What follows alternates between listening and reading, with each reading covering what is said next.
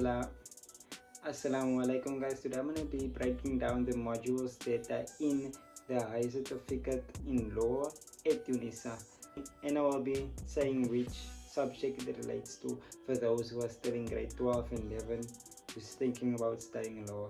If you are thinking about studying law, then you're at the right place. Stay tuned and enjoy. So firstly, we have the module AFL 1503, Language and Communication Skills. So this relates to English home language. Basically, you're going to learn how to summarize writing. It improves actually your writing skills and summarizing skills and communication skills, basically academically, to improve those things. So if you did well in grade 12 with your English, then you sort out that it's gonna obviously pass this module because it's basically English. The next module we have is CPD 1501, Citizenship, Public Participation, and Democracy. So this subject relates to life orientation and history, but you will see with these modules that most of these modules always relates to history. That's why it's important, if you want to study law, you should take history. In grade 10 you should choose history, but even if you don't choose history, you will still be alright. Like me, I didn't take history, and I'm still studying law. So this module is basically just politics based, like democracy rights and citizenship rights, like those type of things, easy things to understand, but it is understandable though. Easily understandable, let me say that way. The next module we have for criminals out there, CRW 1501, which is Introduction to the General Principles of Criminal Law. So it's almost like Introduction to Criminal Law, which relates to history and life orientation. This module introduces crime, intention, negligence, and criminal liability. They do mention the 4 elements of criminal liability, and that everyone is innocent before proven guilty. Or what? Am I saying it right? I speak under correction. I haven't touched those books since last semester, guys, so please forgive me for my memory. The next module we have is ENG 1503, Academic Language and Literacy in English. So it basically relates to English home language and first additional language.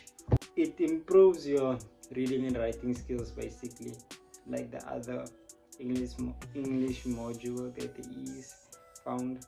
But the difference between the ENG 1503 and the ENG now in the AFL 1503 is, by the AFL 1503 you have to choose a language, a different language to learn, and you're gonna be asked questions about that language. Like say I had to choose Zulu for instance, but you can't choose like Afrikaans for some reason, or you can't choose Afrikaans in English. You have to choose like Zulu, Xhosa, the other languages, and then you have to and then they give you like a textbook about the language and nouns and verbs and all of those, how to speak it. But there is activities obviously to better your understanding, and if you get those activities right, you will definitely pass your exam, because those exact activities came in the exam that I wrote. The activities, so don't forget the activities if you are studying the high certificate in law at Unisa. And then the next subject we have ILW 1501, Introduction to Law. I would say the easy subject, because it's basically history of law. It teaches you, explains what law is, court structures, legal sources, and interpreting legislation.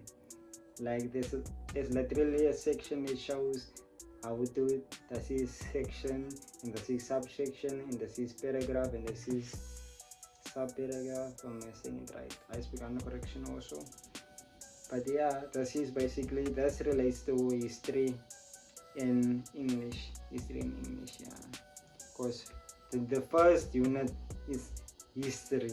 Then the next module is INS 1502, developing information skills for lifelong learning. So this basically relates to computer application technology in English. This module focuses on research, finding information, using digital tools and evaluating sources, very similar to research tasks in CAT, which I did. I think I got a distinction in this. I'm not sure if it was this one or the other one, but I know I got a distinction in one of these two, and that's basically the only distinction I got. But yeah, let's not talk about it. But I'm happy for my bro though. One of the guys, he sent me a message the other day. He got like 3 distinctions. Nah, it's crazy, but congrats to him though. The next module we have is IRM 1501, which is Introduction to Research Methodology for Law. So this relates to English and life orientation, which is like teaches you how to do academic research, referencing, structuring essays and arguments, any subject where you would write structured assignments or whatever. So basically this teaches you how to research, basically, to sum it up, teaches you how to research. And then we have PAR 1501, which is Introduction to Paralegal Studies. So this relates to English and life orientation again. So this module covers interviewing clients, drafting basic legal documents, and understanding the justice system. That's part of it. Basically teaches you how to do the admin work of an attorney. Basically teaches you how to do the admin work. And then the next subject we have, the next module, I always get confused between those two, but yeah, the next module we have is SCL 1501, which is skills course for law students. This relates to English and history. This module teaches you how to read cases, solve legal problems, and study law effectively. Yeah, it does literally mention the different study techniques and whatnot, mind maps, and the different reading techniques and all of it. But I was surprised one thing when it came to the maths part. I was like, how? That was like maths, bruh. But you will see when you get there. When I was in grade 12, I literally thought it was gonna be law. But when I studied, then I saw, the numbers here and calculations that you must do. But yeah, that's and then the last module we have is SJD 1501, Social Dimensions of Justice, which relates to life orientation and history. This module explores human rights, inequality, justice, and social issues in South Africa. That basically sums all the modules that are in the certificate. And if you do get in after applying for the ALB, then you will be exempted from doing 4 of those ALB modules.